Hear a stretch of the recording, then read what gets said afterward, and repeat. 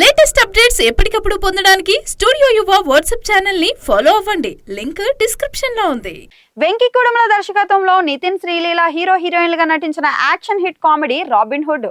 ఇందులో Australian star cricketer David Warner special cameo రోల్లో చేసిన సంగతి మనందరికీ తెలుసు.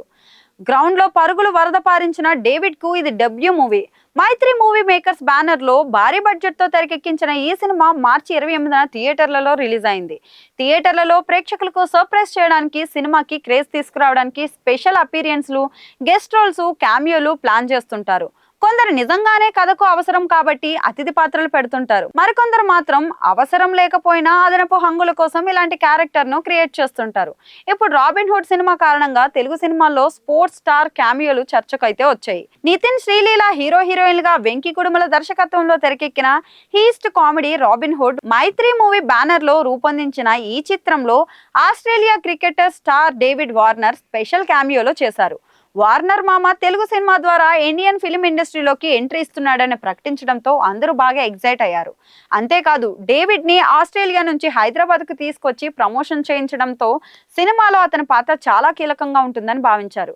కానీ నిన్న అంటే మార్చి 28న సినిమా విడుదలైన తర్వాత వార్నర్ ఫ్యాన్స్ కు నిరాశ ఎదురైందన్నట్లు కామెంట్స్ అయితే వచ్చాయి.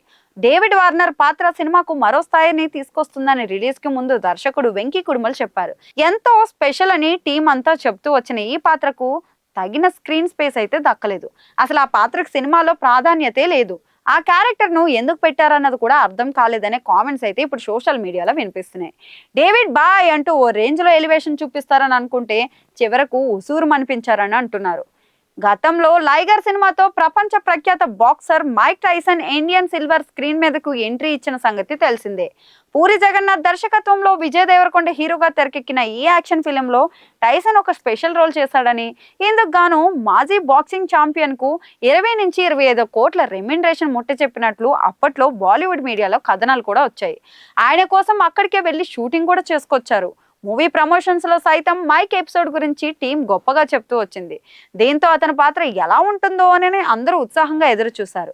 కానీ ఇది సినిమాలో ఏమాత్రం ప్రభావం చూపించలేకపోయింది.